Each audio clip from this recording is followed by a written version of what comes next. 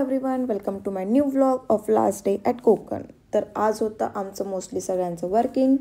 आम्ही सकाळी उठलो, फ्रेश झालो आणि शेवटचा दिवस असल्यामुळे जास्त दूर कुठे फिरायला जायचंही नव्हतं, म्हणून आधी घरीच टाईमपास केला.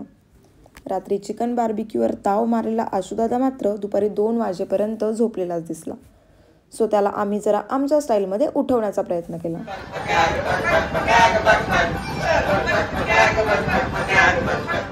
त्यानंतर आम्ही सगळ्यांनी जेवण केले, पण ही लोक मात्र अजूनही कामच करत होती. आज आमची ट्रेन होती रात्री 8 वाजता. सो तोपर्यंत घरातच बसून काय करणार, म्हणून आम्ही म्हणलं चला गाव तरी बघून येऊ. मग गावात एक फेरफटका मारून आम्ही जवळच असलेल्या एका नदीकाठी गेलो, जे निकिताच्या घरापासून फक्त 5 मिनिट अंतरावर होतं. तिकडे जातानाचा रस्ता तसा खूप सुंदर होता. रस्ता एन्जॉय करत आम्ही पोहोचलो त्या नदीकाठी. इथे खूपच सुंदर एन्व्हायरमेंट होतं. आधी इथे बोटिंग पण व्हायची, पण सध्या ती बंद होती. इथे जवळच एक हॉटेलही होतं, पण आम्ही जेवण करून निघालो असल्यामुळे आम्ही इथे जास्त वेळ काही थांबलो नाही. फक्त निसर्गाचा आनंद घेतला आणि आम्ही निघालो वापस परतीच्या मार्गाला.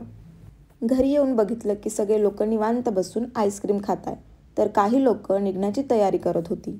वर्किंगमध्ये असलेल्या लोकांची जेवणं थोडी लेट झाली.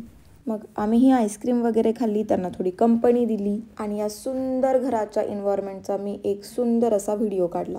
खरं तर हे ठिकाण सोडायची इच्छाही होत नव्हती. मग एक एक करत सगळे मंडळी निघायला सुरू झाले. मग निकिताचे कलिग्स लोक, जे आमचे चांगले फ्रेंड्सही बनले होते, सो तेही निघाले आणि घरात अशी एकदम शांतता होऊन गेली.